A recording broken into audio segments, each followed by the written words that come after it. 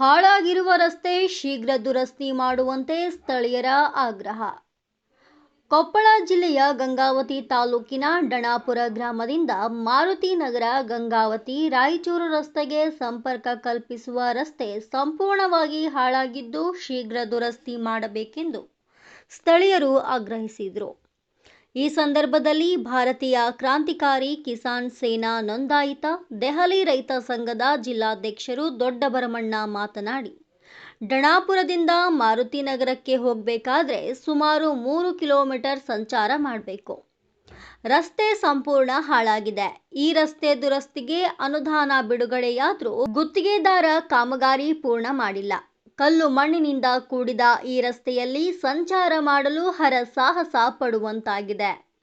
ಹೆಬ್ಬಾಳ ಗ್ರಾಮದಿಂದ ಒಬ್ಬ ಗರ್ಭಿಣಿಯನ್ನ ಆಟೋದಲ್ಲಿ ಗಂಗಾವತಿಗೆ ಆಸ್ಪತ್ರೆಗೆ ಕರೆದುಕೊಂಡು ಹೋಗಬೇಕಾದ್ರೆ ರಸ್ತೆಯಲ್ಲಿ ಹೆರಿಗೆಯಾದ ಘಟನೆ ಕೂಡ ನಡೆದಿದ್ದು, ರಸ್ತೆಯಲ್ಲಿ ಅನೇಕರು ಬಿದ್ದು ಗಾಯಗೊಂಡಿದ್ದಾರೆ. ಹಿಂದೆಯೂ ಸಹ ಗುತ್ತಿಗೆದಾರನಿಗೆ ಮತ್ತು ಸಂಬಂಧಪಟ್ಟ ಅಧಿಕಾರಿಗಳಿಗೆ ಎಚ್ಚರಿಕೆ ಕೊಟ್ಟರೂ ಸಹ ಯಾವುದೇ ಕ್ರಮ ವಹಿಸಿಲ್ಲ. ಇನ್ನು 2-3 ದಿನಗಳಲ್ಲಿ ಈ ರಸ್ತೆಯನ್ನ ಸರಿ ಮಾಡದೆ ಹೋದರೆ ನಮ್ಮ ರೈತ ಸಂಘಟನೆಯವರು ಮತ್ತು ಸ್ಥಳೀಯರು ಸೇರಿಕೊಂಡು ರಸ್ತೆಯನ್ನ ಬಂದ್ ಮಾಡಿ ಪ್ರತಿಭಟಿಸಲಾಗುವುದು ಎಂದರು. ಈ ಸಂದರ್ಭದಲ್ಲಿ ಗ್ರಾಮದ ಹಿರಿಯರಾದ ಫಕೀರಪ್ಪ, ಟಿ ರಾಘವಪ್ಪ, ವೀರನಾಗಪ್ಪ, ಸಣ್ಣಪ್ಪ, ನಾಗರಾಜ್, ಈರಣ್ಣ, ರಾಜೇಶ್, ಪ್ರಮುಖರಾದ ರೈತ ಸಂಘದ ಗ್ರಾಮ ಘಟಕದ ಅಧ್ಯಕ್ಷ ವೆಂಕೋಬ ಪೂಜಾರ್, ತಾಯಪ್ಪ ಅಗ್ಗದ್, ನಾಗರಾಜ್ ಕುಲಕರ್ಣಿ, ರುದ್ರೇಶ್ ನಾಗನಹಳ್ಳಿ ಸೇರಿದಂತೆ ಇತರರು ಇದ್ರು.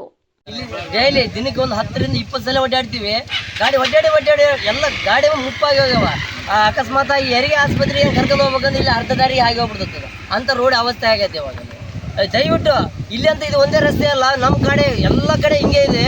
ಸ್ವಲ್ಪ ದಯವಿಟ್ಟು ಜಲ್ದಿ ಮಾಡಿಕೊಡ್ಬೇಕಂದ್ರೆ ಮನವಿ. ಇಲ್ಲ ಅಂದರೆ ಮುಂದಿನ ಕ್ರಮ ಭಾಳ ಕಠಿಣವಾಗಿರುತ್ತೆ ಅಷ್ಟೇ. ಮತ್ತೇನಿಲ್ಲ.